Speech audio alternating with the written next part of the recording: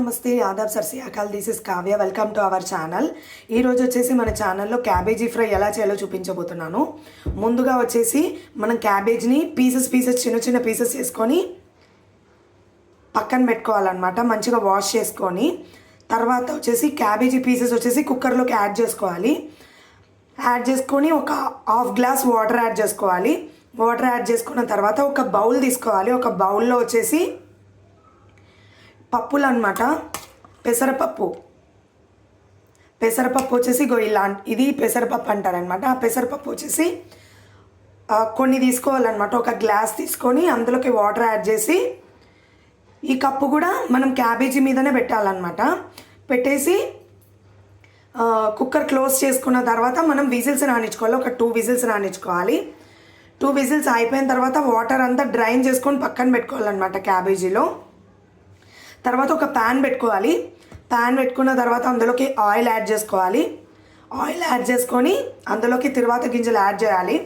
ఏవేవి అంటే ఆవాలు, జీలకర్ర, ఉద్దిబ్యాలు, శనగబ్యాలు, కరివేపాకు కూడా యాడ్ చేసుకోవాలి। యాడ్ చేసుకొని అవి ఫ్రై అయిన తర్వాత అందులోకి ఆనియన్స్ యాడ్ చేసుకోవాలి। ఆనియన్స్ కూడా బాగా మంచిగా ఫ్రై చేసుకోవాలి। ఆనియన్స్ ఫ్రై అయిన తర్వాత మనం ఒక మిక్సీ జార్ తీసుకోవాలన్నమాట। ఒక మిక్సీ జార్ తీసుకొని అందులోకి ఎండు కొబ్బరి, పచ్చిమిరపకాయలు, ఉప్పు వేసుకొని మిక్సీ పట్టి పక్కన పెట్టుకోవాలన్నమాట।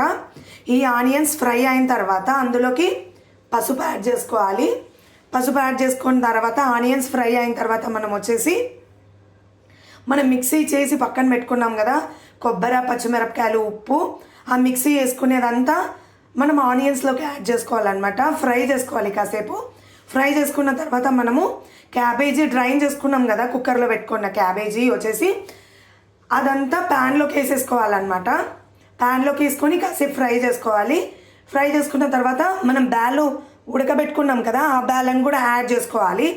పెసర బ్యాలని ఇలా ఉంటాయి చూడండి, పెసర బ్యాళ్ళు వచ్చేసి పొంగల్ బ్యాళ్ళను కూడా అంటారనమాట। ఇవి వచ్చేసి అంత మంచిగా ఫ్రై చేసుకుంటే ఇలా వస్తుందన్నమాట ఫైనల్గా టెక్స్చర్ వచ్చేసి। టేస్ట్ అయితే సూపర్ ఉంటుంది, మస్ట్ అండ్ షుడ్ ట్రై చేయండి।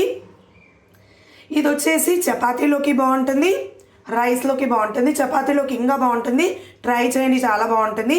ఇలాంటి వీడియోస్ మరిన్ని కావాలంటే నా ఛానల్ సబ్స్క్రైబ్ చేసుకోండి, లైక్ చేయండి, షేర్ చేయండి, కామెంట్ చేయండి, పక్కనే బెల్ సింబల్ ఉంటుంది నొక్కేసేయండి। Thank you so much, bye bye.